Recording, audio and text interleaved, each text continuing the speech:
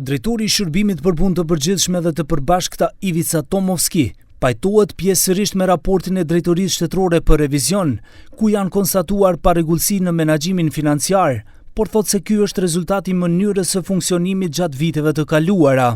Enti shtetëror për revizion kishte evidentuar mungesë të depozitimit të ardhurave ditore, si dhe moslëshim të flet llogaritjeve fiskale.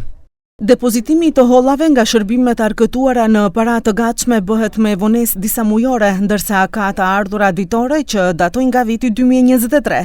Është konstatuar një shumë e ulët e depozitave ditore për shkak të ndërprerjes së funksionimit të aparaturës fiskale dhe për muajin qershor 2024 nuk janë lëshuar flet llogaritje fiskale. Tomovski thotë se gjendja me flet llogaritjet fiskale është gjetur nga drejtuesit e rinj kur morën detyrën, por problemi tani është zgjidhur.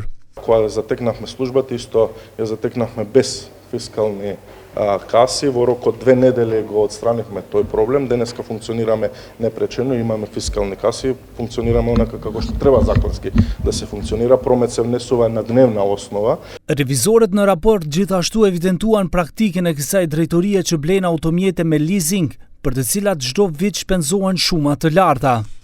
Mungojnë procedura ose udhëzime që të rregullojnë planifikimin për nevojën e blerjes së automjeteve. Nuk ka informacion nëse institucionet kanë ndryshuar nevojë për automjete me leasing. Nuk ka praktik për analizë të detajuar dhe të gjithanshme të arsyeshmërisë ekonomike të leasingut. Tomovski thotë se ata kanë 45 automjete të tilla të nevojshme për ministri dhe shërbime të tjera. Nga 220 automjetet që posedojnë, 104 janë amortizuar dhe është vendosur t'i shesin si metale të vjetra. Automjetet të blinduara kanë vetëm një Mercedes që ka pasur edhe proces gjyqësor tank, por tha se janë të nevojshme edhe të tjera. Ние имаме едно блиндирано возило Mercedes за кое што дел од минатото раководство од нашата политичка партија одговара, а можам да ве убедам дека тоа блиндирано возило се користело од 2017 па до ден денеска се користи. Да, доста е старо и може би треба да се набави ново. Не сме размислувале на таа работа, меѓутоа кога ќе доаѓаат специфични гости од странство, вие мора да имате и тако специфично возило. Ево можам конкретен пример да дадам.